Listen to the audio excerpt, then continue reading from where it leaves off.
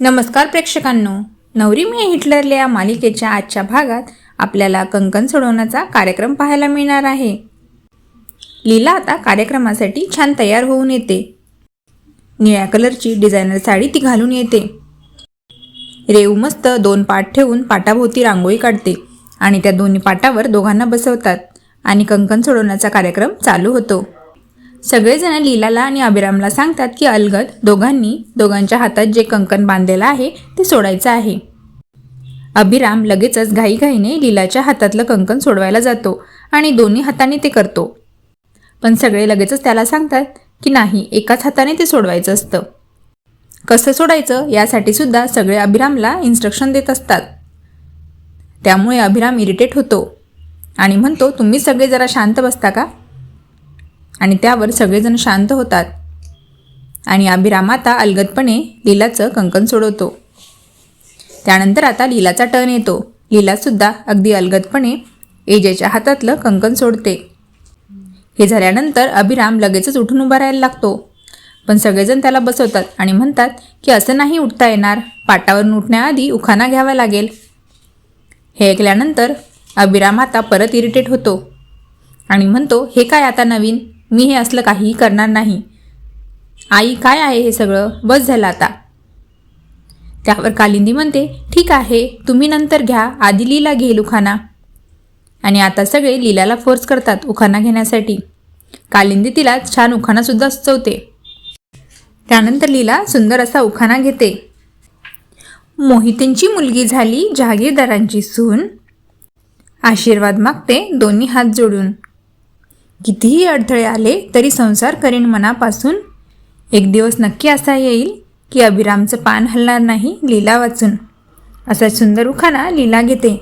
त्यानंतर सगळे आता अभिरामला उखाणा घ्यायला सांगतात, पण अभिराम अडून बसलेला असतो की मी काही उखाणा घेणार नाही आणि नावसुद्धा घेणार नाही। आणि असे बोलत बोलत तो म्हणतो की मी लीलाचं नाव अजिबात घेणार नाही। आणि त्यावर सगळे हसतात आणि म्हणतात की झालं आता, तुम्ही तर लीलाचं नाव घेतलं आहे। आणि अशा प्रकारे सर्व विधी पार पडतात आणि आता दोघेही उठतात। आजी आता लीलाला म्हणते की लीला, आता आपल्याला निघावं लागेल।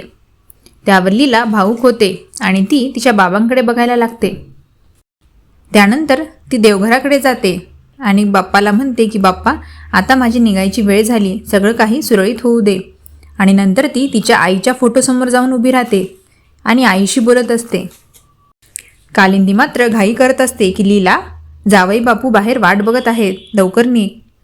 त्यावर आता आजी म्हणते की ठीक आहे, बोलू दे तिला तिच्या आईसोबत, आपण बाहेर जाऊन वाट बघूयात। नंतर लीला तिच्या बाबांसोबत बोलते। तिचे बाबा म्हणतात की तुझ्या आईने आणि मी तुझ्या लग्नासाठी खूप स्वप्न पाहिले होते, आज ती हवी होती। इकडे आता एजे गाडीत जाऊन सगळ्यांची वाट बघत असतात।